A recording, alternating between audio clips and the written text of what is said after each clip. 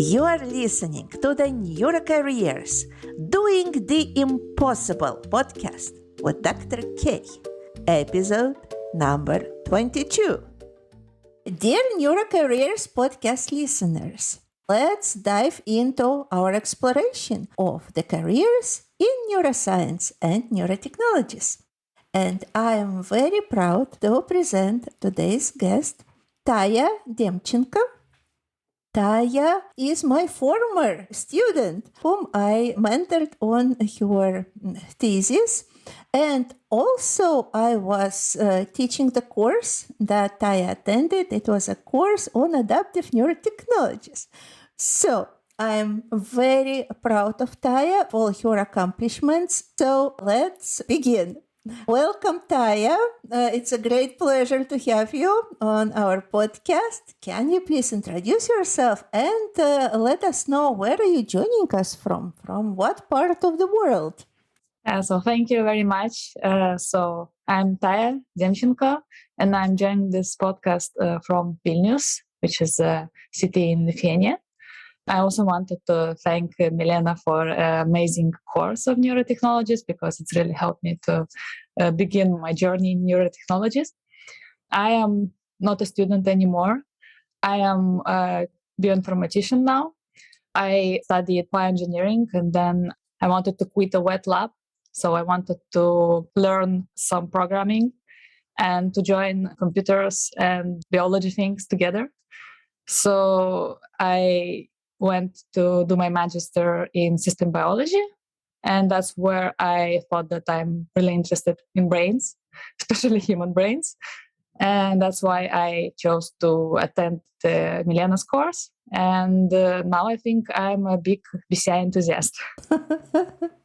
Oh, wonderful. Thank you so much for your introduction, Taisija. Actually, you are the second person who is joining us from Vilnius, from Lithuania. Our first podcast guest from Lithuania was Professor Osvaldas Rukšėnas, who is the head of neurobiology department at Vilnius University.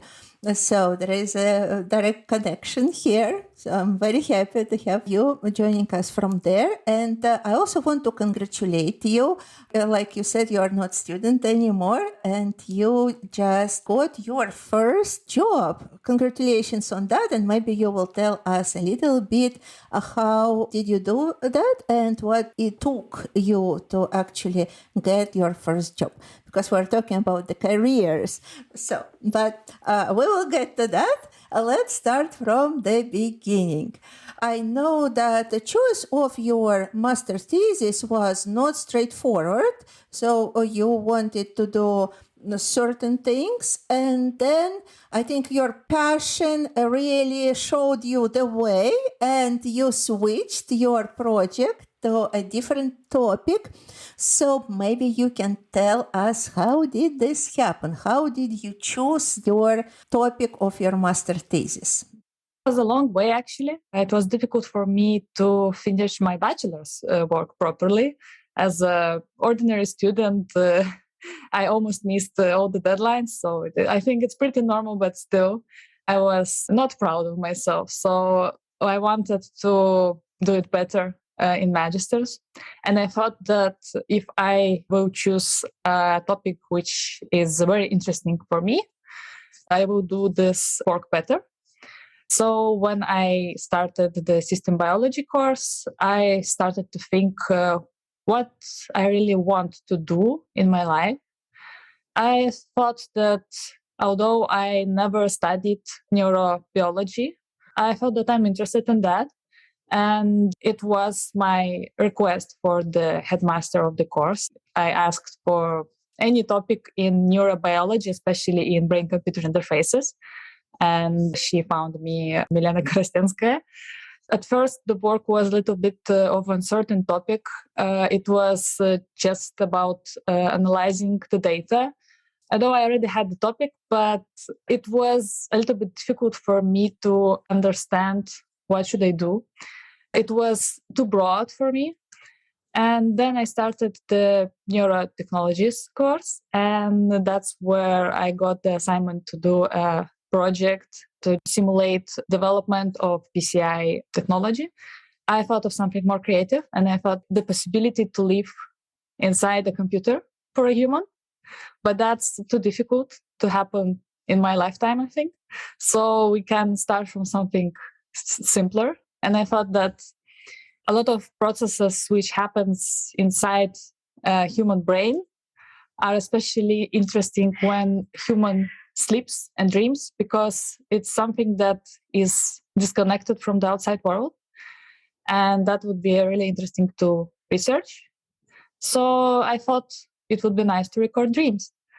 And also, that's not the only reason why I chose this topic. I got a lot of inspiration from my own dreams. Sometimes I thought that maybe I see even more dreams than I remember, and they're even more creative. So if I could remember them better, it would be really nice. So I started a project in developing a recording device for dreams. In short, currently dreams are not being recorded in any way. The only way is for a person after awakening to remember something and to tell to the experimenter or to write it down. But many dreams are just forgotten. There are some studies which show that almost 90% of our dreams are forgotten. But I wanted to try to develop an interface which could record all dreams, regardless of whether a human can remember them. And it could record it directly while a person dreams. Very interesting. So, and this actually became then your topic of your thesis, yes, possibility of dream recordings. That's a very interesting topic. And I remember you mentioning that this topic is very tied to the question that you wanted to answer for already many years. It's more like philosophical, I would say, a question. How can we really separate our consciousness from our body? Can you talk a little bit about that? So I'm a kind of person who likes challenges. I always thought that it's kind of sad that we are bordered with our constraints of our body. In dreams, when a human sleeps, it's almost like this human is not in their body anymore, because they are living in their inside world. They doing something completely hidden from the outside world. It may be something that is not connected to other body parts almost in any way. Because when we dream, muscle atonia, muscle paralysis happens, and we do not see, we do not hear. We can hear a little bit, but almost no sounds. Almost all sensory is cut out. We are living inside ourselves. Okay, very interesting. And I think you even explored a little bit this question in one of your novels. I just want to let our listeners know that Taya is a very creative person, and not only she comes up with the amazing BCI projects, brain-computer interface projects, but she also is an author of very interesting novels. Can you, Taya, tell about your interest in general? What type of books do you like? Where do you get inspiration? And how do you explore this topic related to dream, overcoming body limitations? How do you explore it in your novels? I'm a big fan of science fiction. I think the biggest inspiration I got on this topic was from my favorite writers, brothers Strugatsky. So they wrote a book titled The Time Wanderers, and it's basically about next step of human evolution. It's about how some people evolve into completely different beings. They are still human outside, but they can do amazing things. It happens like a switch. A second before they were still human, a second after they start to realize that they can do a lot more things outside their bodies almost, because their body become something ethereal, I think, something not physical anymore, and how they become uninterested in the earth and they just travel away. I think for some people it can be a little bit sad because I believe that people like Earth, like in forests, nature, family, friends, all things that keep us together and where our body actually has a lot of useful tasks. But I always was a little bit that person who wants to see something that is unseeable. I thought it would be amazing if I could see light waves which cannot be seen by human eye, or maybe electromagnetic waves. If it would be visible, it would be really amazing. Yes, absolutely. And now, can you tell us what you are proposing? How do you want to record the dreams? And how is it different from the practices that people are using right now? Not just reports, which you already mentioned, but I'm sure there is some research going on dream recording and even dream reconstruction from recorded brain activity. So, what are the current approaches and what is different in your approach? So while we dream, our brain is still active. It's not like almost any other part in our body during sleep. There are a lot of things happening in the brain. There are studies which show that this activity in brain is really similar actually to the wakeful brain. For example, there was an experiment.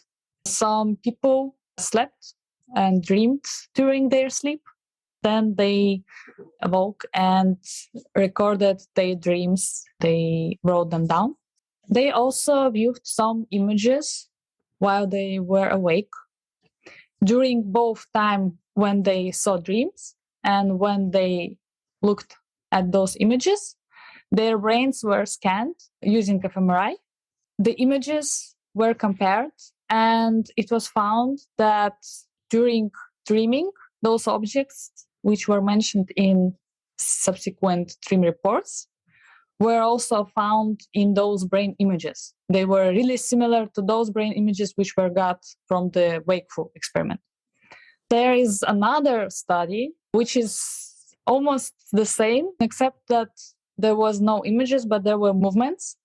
People did some movements during their sleep. The images gotten with fMRI from their brains were really similar to images which were gotten from wakeful movements. So those two studies show that brains work in similar way while they are awake and while they're dreaming. When I talk about dreaming, I talk about a specific sleeping stage. There are several sleep stages. The first, when we are feeling dizzy and starting to maybe even seeing something or hearing some sounds, it's like almost dreamy state. It's called a hypnagogic state. It is the most often which is being researched because it's easy to research. It's starting fast, and you can always repeat the experiment in a short time. After that, we go to deep sleep. And after a deep sleep, mostly without dreams, we go to rapid eye movement sleep. And this rapid eye movement sleep is when most dreams happen.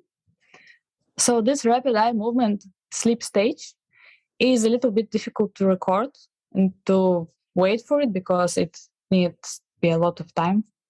One additional problem is that during this stage, we have this muscle paralysis, and it's difficult to understand what a person does in their dream.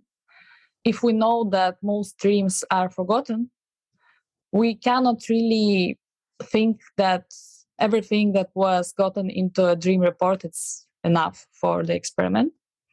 So one way to study it's a little bit better is using lucid dreamers. So lucid dreaming is a phenomenon when a person gains a little bit of consciousness during their dreaming. So they understand that they are inside a dream and they can act inside the dream. It's also really important. But they're still dreaming.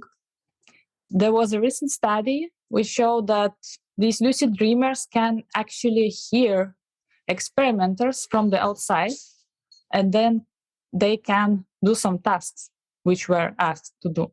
So for example, if they see something specific in their dream, they do a movement with their eyes, which is almost the only thing you can record in the outside, except for the brain waves. So this eye movement, it's really easy to see in the recording. And that's how experimenters can have a specific time when something happened in dreams. But it's still problematic way to record dreams because lucid dreaming is a little bit rare. I think it's less than 2% of population or something like that. And there are numerous studies on how to induce lucid dreaming using different drugs, but they're not 100% effective. And they have their own side effects. So it's really not for everyone. Another way is using people with a specific condition called rapid eye movement sleep disorder. It's when they don't have muscle paralysis during their dreaming, so they act out of their dreams. And that's another way how you can see that they really move like experimenters, that they moved like that. But what I propose is recording dreams from the brain activity. If studies show that many processes inside our brain happen in the same way during the wakeful state, using current technologies like machine learning models, which are on the rise now, we can record a lot of brain data in electromagnetic waves from different parts of the brain. And then we can try to decode it using machine learning models. And we can even get something like modern models which can produce images from text, for example, because we have already this technology. Speaking about that, there's also one study which tried to decode what a person sees in their dreams using deep learning. And they got some good results. So I think that my work would be a continuation of that previous work, but I plan to concentrate not only on visuals, but also on audio, on movements, and on emotions. Thank you so much, Taya. Where are you at in this project? What did you do already, and what are your next steps? Now I'm working together with a colleague from France. We are developing the machine learning model, which could decode brain waves into images. We got a really nice library of images and brain waves already, so we plan to use that data to train this model. I already know that I want to try general adversarial networks or GANs, which are mostly used now for image generation. And these networks are a little bit big. They require a long time to train. So it will be some time before I will get some good results. But we already started recording our data. So this colleague from France has a recording device for EEG. And she sleep with this device. And we got already some dream recordings together with dream reports. And using that, we plan to validate the model. I also, in my magister work, I tried to decode movements from ECOG recordings, which is a little bit different recording way, which is difficult to use with simple users at home, but it's also a possible way to do that. So what is that ECOG? Why is it different from usual brain activity recording that we record from the scalp? ECOG is, broadly speaking, electrodes which placed directly on the brain. So there's a need of surgery. Only some people with specific conditions are allowed to have the surgery because of ethical reasons. But ECOG is a lot more precise because it can record brain impulses from a small area with less noise compared to EEG, which is placed on the scalp. but it records through the skull, through the skin, and the final signal is distorted a little bit. It's taken from the broader area, so it's a lot of mixed up signals from a broader area of the brain. But it is easier to apply. For example, I already tried to sleep in this device, and it was really easy to mount on my head. The longest time was to wait without any movement for the electrodes to stabilize and to start recording normally. Yeah. Thank you so much. So, what is your future plan for this development, and when can we expect at least a prototype of this device? It's a quite difficult question because I'm really eager to finish this project, but I see that it's still a long way before I will do something at least similar to a prototype, especially when I got a job now. So I have less time for side projects, but I believe that I can use my obtained knowledge from the job in machine learning on this project. So it's really difficult to say anything about time, but we, together with my colleague, continuing recording this data set of ours. We think that we want to have some initial results with only visuals and only on the colleague herself, maybe before New Year, we hope. Okay, I wish you all possible success with that. And now, can you tell us where can this device be used? What can be possible applications of the dream recorder? So I think it's very important for this device to be as user-friendly as possible. I want it to be simple and easy to use at home. So I want an everyday user to have something from it. So if we speak about a simple, healthy user, that would be for creativity, of course. So a person can see in their dream something that they will never think about in their wakeful time, and they can get really inspired from that. But not only that, they can learn something new about themselves. They can see some correlations or unsuspected things they like or hate, or just feel something new, because there are many things which we cannot have in our real lives, for example flying without anything, but we can do that in dreams. So if we can record that state of flying in dreams, it would be really interesting for a person to understand and to really watch it somehow and to relive this moment.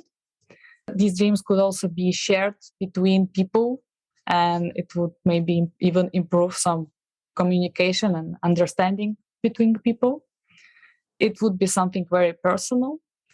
Speaking about people with some conditions, for example, it would be really useful in psychology, for example. There are studies which show that dreams of people, for example, with schizophrenia are really different from healthy subjects. Or, for example, dreams differ between schizophrenics and bipolar disorder, and people having bipolar disorder. So dream content could be an additional symptom helpful in diagnosis. Other than that, quite new approach would be record dreams in coma patients. There are several recordings of patients which awake after a coma, and they remember that they saw dreams.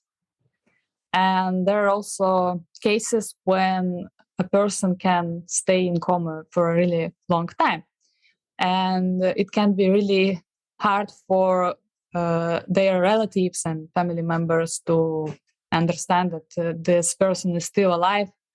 And if they could see their dreams, it would be really beneficial for both family and the patient, I think, because it could provide some one directional, but still a communication between them. Thank you so much. And it was so interesting that you mentioned creation of some dream sharing opportunities. Let's say we all have a social network of dream exchange and people can share and watch each other dreams. So that sounds very interesting. And especially I think if this will be some horror movies because they're always very popular among people. And here Halloween is approaching, so it reminded me of that. But my question is, can we just watch the dream, or is there an opportunity for us to experience a dream of another person? It's a really interesting question because during our lives, we have really different associations sometimes with the same words, the same feelings even. And I'm also very interested if we can record one person dreaming, like in a very, very small details, and then we can stimulate the brain of another person in exactly the same way, trying to simulate the dream. I believe that some differences will still be there, especially if you think about familiar people, for example. For one person, there can be a father, for example, a mother, brothers, sisters. For other people, for other person, it can be a very good friend, for example. And the brain waves can be really similar between those people because they saw someone very close to them. But as a result, they will get completely different people. And the same with, for example, celebrities. They may know different celebrities and they will see different celebrities. It's really simple examples. I think it will be more difficult. It will be more difficult because they will probably feel a little bit different emotions. And one person can be scared of spiders and another person can be scared of ghosts. And the brain waves will be the same, but the result will be different. Very interesting. So, at least at the moment, we cannot really assume that the person will experience exactly the same dreams. Still, there will be variations, yes, individual variations, but at least some common themes might be still the same. What are other questions that you still want to answer in this area of dreams and dream research? Something amazing happened with me and also with my friend. We both wore the recording device for our first time in our lives, and we both saw this device in our dreams. I heard from the studies that it happens with people. You never use the first dreams and first anything from the experiment. You need for people to be accustomed for the experiment. But it happened with me because it was my first time. And the dream was very simple. I saw some familiar faces. I wanted to talk with them. They wanted to invite me somewhere. And I told them that I cannot move my head. My head is very stiff because I slept with this recording device all night and it was really uncomfortable. And now I cannot move my head. And actually, the device was really comfortable. I really forgot about it. I woke up with it and it was really easy and I was totally in normal condition, as well as that other person. But we both in our first scene saw this device. And it's really interesting how the latest experience can affect our dreams. I know for myself that I see many dreams during one sleep, but I can even wake up after one dream. I can remember it in details. Then I go sleep again. And after awaking the second time, I already forgot the first dream. Now I remember only the second one. If I could record all of them, I could see how really this latest experience affects us. how much of that latest experience will be in those dreams.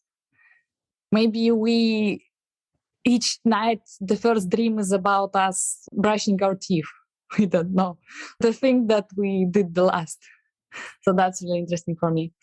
Other than that, knowing that you can record your dreams and you go to sleep with that knowledge, how it could affect your dreaming, it's also very interesting.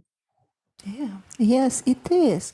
How do you see the world in which this possibility might become available?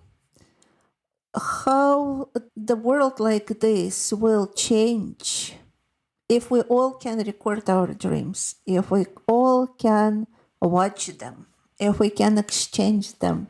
What will happen with our world? I believe people will become more open-minded. I believe when we will see our dreams fully and all things that happen in them, and we can see that not only significant others or family members or friends can see something really weird, which can make us be distant from them, for example. We will see that we actually also see very weird things in our dreams. And that may make us more open-minded for all those possibilities and all those strange things that happens in our brains. So I believe it will be a brighter world. Yes, let's hope for that. Now, I would like to ask a little bit about your career development or the switch that you talked about between being a bioengineer and then switching more to the field of neuroscience. What was the most challenging part of this transition for you? The most challenging part, I believe, was to tell myself that I want something different. And after spending 4 years of bachelor's doing biochemistry, molecular biology, and other stuff like that, I thought that I'm more interested in bioinformatics and neurobiology. And I needed to learn almost from the very beginnings. And from one side, it was simple for me because I already did some programming. But from another side, the neurobiology part was difficult for me because I felt that other people in the neurotechnology group had already some knowledge about that. And I was just starting from very different perspective than them. But I think that overcame that moment in my life. What helped you to overcome that challenge? My passion, I think. I felt that I need to do this. I need to learn this if I want to make the world as I want it to be. Yeah, that's a beautiful example of a mindset. Yes, so you had this very clear thought, very clear intent, and this ignited your passion, and your passion allowed you already to overcome any challenges, any difficulties that were on your way. So we talk a lot about this in coaching. Now, what would be your advice to other people who are also might have different background, but they want to switch or transition to the field of neuroscience and neurotechnologies? I believe it's never too late. If you think that it's too late to change your studies, change what you're learning, what you're doing in your life. And I also want to say that it wasn't really simple for me. It wasn't really easy for me. Okay, I got this passion. Now I'm doing everything. I still needed to work on that. I needed to read articles, try coding, do my homework, etc. And I had really hard times, especially there was a COVID and there still is a war in Ukraine. So it was really difficult for me and it was really unmotivating. And I almost thought of having an additional year in my studies, but with the help of Milena and my boyfriend, I overcame that. Other than passion, I think it's also really important to have some good people around you, which can motivate you. If you feel that something is too difficult, you need to start from really small steps. If you think that living outside our bodies in computers is too difficult, you can try something simpler like recording dreams, which is still, I think, difficult. But for me, I think it's okay. I will do this. Okay. Thank you, Taya. And I'm so happy that you overcame all those challenges and did what you did and did very well. You did it with cum laude diploma. And now I would like to ask several more questions related to your career because you landed a very good job just in several months after you graduated. So, how did it happen? And what can you recommend to other recent graduates who are searching for jobs in this neurotechnology or machine learning industry? I think that especially in machine learning industry, the most important part is that you invest some time into actually learning it. It can be your home passion, hobby style. There's a lot of courses in machine learning which are free, and a lot of open source projects which you can try on your computer, and you can do a lot without spending a single penny. That's a really important thing to keep in mind. And if you show the employer that you really do this stuff on yourself and not because it was needed to do to get this core diploma, I think they will believe you and they will see that you have the passion, and it will be easier for you to get this job. Mhm. So, what are you saying? That it's important to demonstrate that you are a self-driven, motivated person, that you do this thing not because it was required, not because somebody told you to do, but you actually learned it yourself because you are interested in this topic.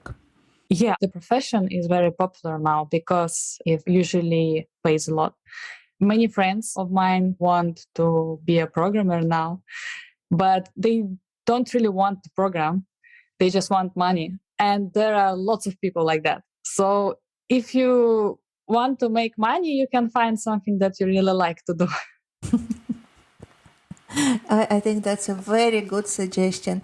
Even if the person lands a job, but what fun would you have doing a job that you actually don't like doing? Yes, I know some people who are getting money really easily. For example, some people with investments, they just get tired of basically doing very little and just getting the money. So it's not interesting. And they start looking for some things that they're really interested in doing.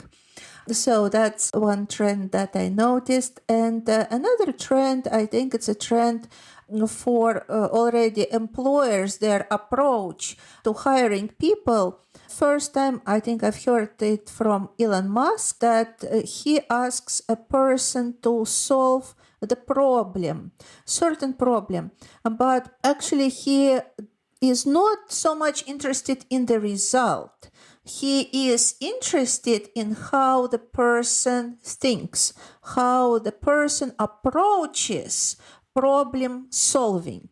And I think this is something that you also experienced when you were applying to the job that you got. Can you tell a little bit more about that? And how did it look for you? How did you experience it? And how you actually managed this task? Yeah, I have quite strong imposter syndrome. So when I got this task, it was just a task to check if I really can do some machine learning basic work. I started doing it and I thought that I want to be sure that I didn't miss anything. So I started from the very basics. I could do this task with some high end machine learning models somewhere on the cloud, but I wanted to start with simple statistics, and that's what I did. While doing that, I thought that there is a feature in the data which was not exploited yet. So I checked it as well, and it got some good results. And when I presented the results of my work, I felt that I did almost nothing because it was really basic work, really simple statistics and very, very basic machine learning models. But the committee told me that actually that one feature, which I found they haven't checked it before, and it was something new for their team. So it was actually a really nice result, although I felt that it was really simple and basic. Very good. Thank you for sharing, Taya. And one more question I have for you. It's a question that we explore in our Neurocareers podcast is a topic of creativity. So for scientists, for programmers, it's important to have ideas of approaching subject differently, generating their own ways of doing things. Where do you look for that creativity? Where do you search for it? How does your creative search or creative process going, and where does it get its support? I actually never search for inspiration. It's not like for some people who have some, for example, office where they do paintings or some walk in parks or something like that. For me, it's always a surprise.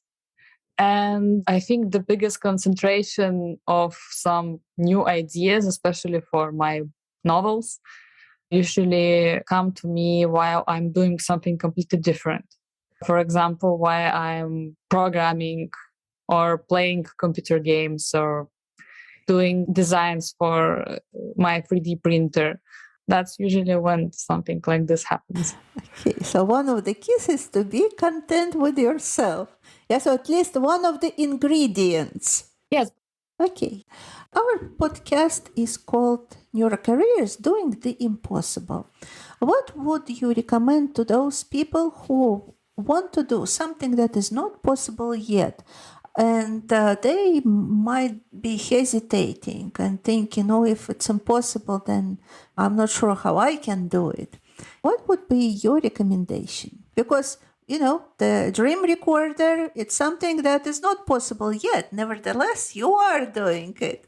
So that's why I thought you might have some suggestions to those who are also trying to do something that it's not possible yet. I think you never can know what is actually impossible. There are numerous examples in science when we think that something is impossible and suddenly it becomes possible. When, for example, at some point of time, electricity was impossible, but now it's everyday life. And I think we should not be afraid to try. We can only knew that it's really impossible when we tried to do this. Even then we can say that it's impossible now, but maybe in 50 days it will be very much possible. Yes, absolutely. Thank you for this encouragement. How do you see the field of neurotechnology in general? 50, maybe even 100 years from now. I believe it's on the rise already. I think it will grow more and more in the future. That's what most people around me, at least, are very interested in. I even made a new friend a couple weeks ago who was interested in some mentions of neuroscience in my Instagram stories. So we talked about neurosciences, how they are amazing, and about dream recordings. And he was really interested in how people become motivated, how they can cure depression, how it's everything inside our brains, and etc. So I believe people are really interested in that, and that's important.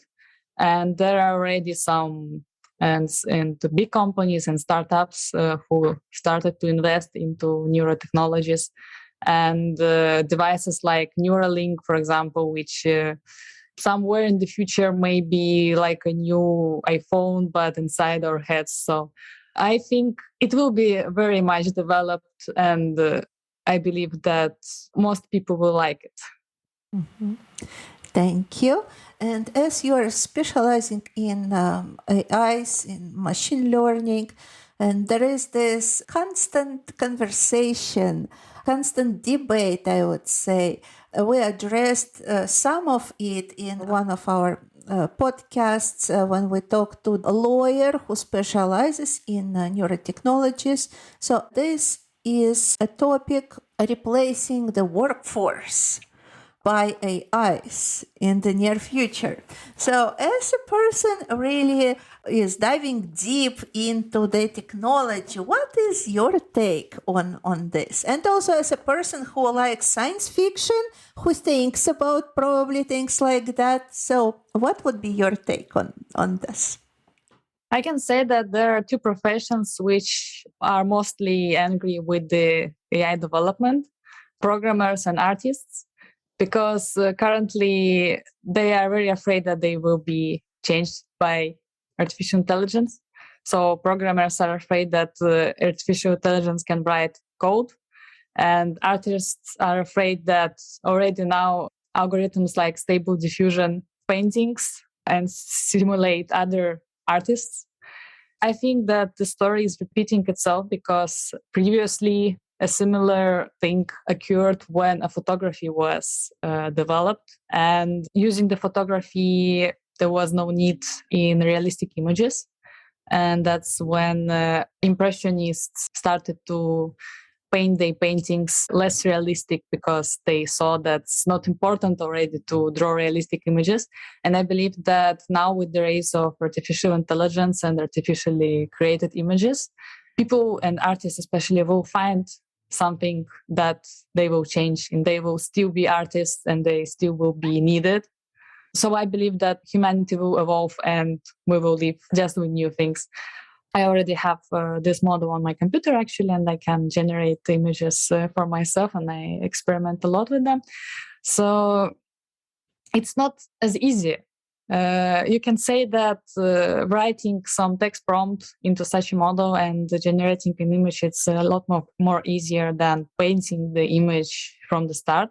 Yes, it is. But thinking about that text prompt, about very, very specific words which can get you some results, and other parameters which you can tweak in the model to get some very, very specific result. And even then, you will still have some minor artifacts which you want to change in Photoshop. So it's still a lot of work, and it's not as simple. And even if it would be very simple, I think people would still want some real life art from real artists. So I think it's not as big problem as it nowadays can be. No, thank you for such a positive forecasting. That's wonderful to hear, especially from a person who specializes in AIs. What would be the best way for people to learn about the work you do and maybe contact you? I think the easiest way to contact me would be on my LinkedIn profile. I believe the link will be added postcard's description. Mm-hmm. And I also have an article accepted for publication, which will be also available in some time, and I will share it in LinkedIn as well, I think. Okay, thank you very much, Taya. It was a great pleasure talking to you. Thank you for being a guest on our podcast. I wish you all possible success. I'm looking forward to recording my own dreams and seeing dreams of other people and even experiencing. That's why I wish you all possible success with your current project. And of course, all the best with your creativity and doing the things you like, and writing novels and printing 3D models and creating AI prompted generated art. So all possible best wishes. Thank you. Thank you very much.